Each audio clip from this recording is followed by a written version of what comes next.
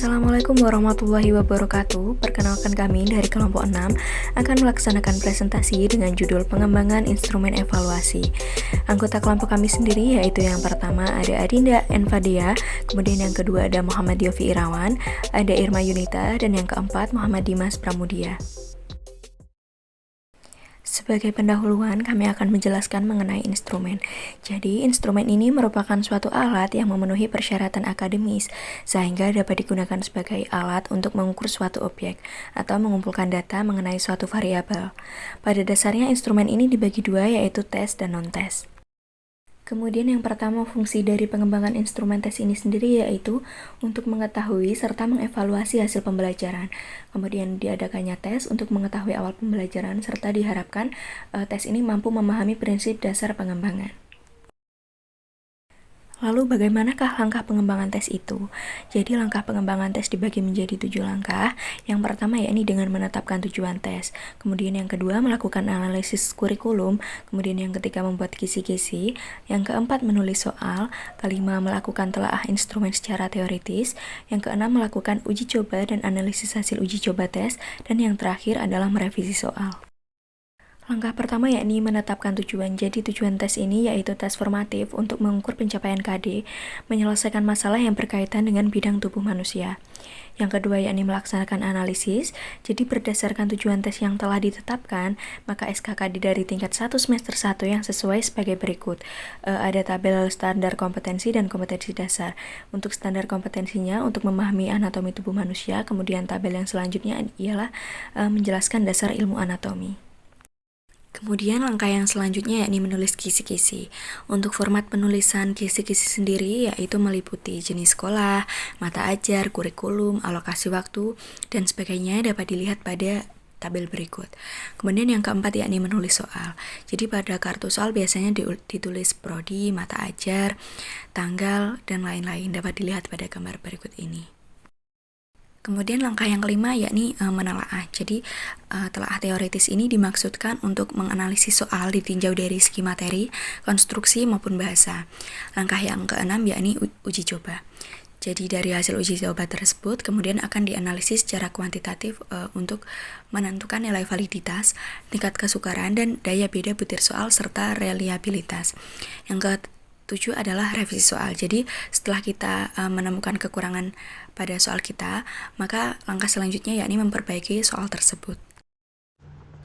Selanjutnya adalah pengembangan instrumen non-tes. Kurikulum 2013 menuntut penilaian berbasis kompetensi dan bergeser dari penilaian tes menjadi penilaian otentik yang meliputi pengetahuan, sikap, dan keterampilan. Penilaian kompetensi dasar dilakukan berdasarkan indikator-indikator pencapaian kompetensi yang memuat satu ranah atau lebih. Langkah-langkah pengembangan instrumen non-tes. Seperti halnya pengembangan instrumen tes, pengembangan instrumen non-tes juga memiliki langkah-langkah yang harus diikuti. Adapun 10 langkah di antara lain. Yang pertama, spesifikasi instrumen. Spesifikasi instrumen terdiri atas tujuan dan kisi-kisi instrumen. Tujuan pengembangan instrumen non-tes sangat tergantung pada data yang akan dihimpun. Instrumen non-tes mencakup efektif dan psikomotorik. Yang kedua, spesifikasi instrumen. Instrumen disusun berdasarkan kisi-kisi yang telah dibuat. Instrumen dapat berbentuk pernyataan atau pertanyaan kaidah. Yang pertama, hindari kalimat yang mengandung banyak interpretasi. Yang kedua, rumusan pernyataan atau pertanyaan singkat. Yang ketiga, satu pernyataan hanya mengandung satu pikiran yang lengkap. Yang keempat, pernyataan dirumuskan dengan kalimat sederhana. Yang kelima, hindari penggunaan kata-kata selalu, semua, tidak pernah, dan sejenisnya. Yang keenam, hindari pernyataan tentang fakta. Yang ketiga, menentukan skala instrumen. Pengembangan skala. 1. Menentukan objek sikap yang akan dikembangkan skalanya. Yang kedua, menyusun kisi-kisi instrumen atau skala sikap. Yang ketiga, menulis butir pernyataan. Yang keempat, melengkapi butir pernyataan dengan skala sikap atau bisa genap 4 atau 6 dan bisa ganjil 5 atau 7. Yang keempat, sistem penskoran. Sistem penskoran yang digunakan tergantung pada skala yang digunakan. Hasil analisis digunakan untuk menafsirkan ranah efektif dari setiap siswa dan kelas terhadap suatu objek. Hasil tafsiran perlu ditindaklanjuti oleh guru dengan melakukan perbaikan-perbaikan, seperti perbaikan metode pembelajaran, penggunaan alat peraga, dan lain-lain. Yang kelima, telaah instrumen. Telaah dilakukan oleh pakar dalam bidang yang diukur dan akan lebih baik bila ada pakar penilaian. Telaah bisa juga dilakukan oleh teman sejawat. panjang instrumen berhubungan dengan masalah kebosanan. Hasil telaah selanjutnya digunakan untuk memperbaiki instrumen. Yang keenam, merakit instrumen. Setelah instrumen diperbaiki, selanjutnya dirakit dengan memperhatikan format, tata letak, urutan pernyataan, dan pertanyaan. Format harus menarik, urutan pernyataan sesuai dengan aspek yang akan diukur. 7. Uji coba instrumen. Sampel uji coba dipilih yang karakteristiknya mewakili populasi yang ingin dinilai. Ukuran sampel minimal 30 orang, bisa berasal dari satu sekolah atau lebih. 8. Analisis hasil uji coba. Analisis hasil uji coba meliputi variasi jawaban tiap butir pertanyaan atau pernyataan. Apabila skala instrumen 1-5, maka bila jawaban bervariasi dari 1-5 berarti instrumen tersebut baik. Begitu juga sebaliknya. 9. Perbaikan dan pelaksanaan. Diusahakan responden tidak saling bertanya ketika pengukuran dilaksanakan. Pengisian instrumen dimulai dengan penjelasan tujuan pengisian, manfaat bagi responden, dan pedoman pengisian instrumen.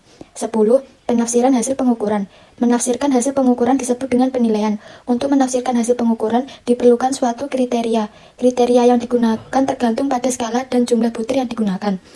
Jenis penilaian instrumen non-tes. 1. Penilaian untuk kerja. Penilaian yang dilakukan dengan mengamati kegiatan peserta didik dalam melakukan sesuatu. Cocok digunakan untuk menilai ketercapaian kompetensi yang menuntut peserta didik melakukan tugas tertentu. Misalnya, 1. Praktik di laboratorium, 2. Praktek 5 sholat, 3. Praktek OR, 4. Presentasi, 5. Diskusi, 6. Bermain peran, 7. Unjuk bakat, dan lain-lain. Kemudian dapat dilihat di sini, untuk penilaian unjuk kerja, kita memerlukan catatan seperti daftar cek atau checklist. Kemudian ada skala penilaian atau rating scale, kemudian ada penilaian sikap. Untuk penilaian proyek sendiri, meliputi kemampuan pengelolaan, kemudian relevansi, keaslian, serta penilaian produk. Selanjutnya adalah tahap-tahap penilaian. Dapat dilihat di sini, untuk yang pertama yakni kita harus melaksanakan persiapan. Pada tahap persiapan ini kita melaksanakan penilaian kemampuan peserta didik dan merencanakan, menggali, dan mengembangkan gagasan, juga mendesain produk. Kemudian langkah selanjutnya yakni pembuatan produk, kemudian penilaian produk. Dan untuk cara penilaiannya sendiri yakni ada dua cara, ada cara analitik dan yang kedua ada cara holistik. Penilaian portofolio dibagi menjadi 3 bagian, yaitu kumpulan, karya, dan perkembangan. Pada bagian kumpulan berisikan informasi, periode tertentu, dan mata pelajaran. Yang perlu diperhatikan dalam pedoman penilaian portofolio. Yang pertama, karya siswa adalah benar-benar karya peserta didik itu sendiri. Saling percaya antara guru dan peserta didik. Yang kedua, kerahasiaan bersama antara guru dan peserta didik. Ketiga, milik bersama atau joint ownership antara peserta didik dan guru. 4. Kepuasan. 5. Kesesuaian. 6. Penilaian proses dan hasil. Penilaian portofolio menerapkan prinsip proses dan hasil. Yang terakhir, penilaian dan pembelajaran. 3. Penilaian diri atau self-assessment. Penilaian diri adalah suatu teknik penilaian di mana peserta didik diminta untuk menilai dirinya sendiri berkaitan dengan status, proses dan tingkat pencapaian kompetensi yang dipelajarinya dalam mata pelajaran tertentu didasarkan atas kriteria atau acuan yang telah disiapkan.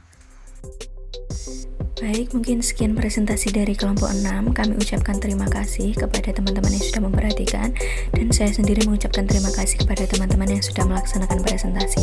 Semoga presentasi ini bermanfaat. Wassalamualaikum warahmatullahi wabarakatuh.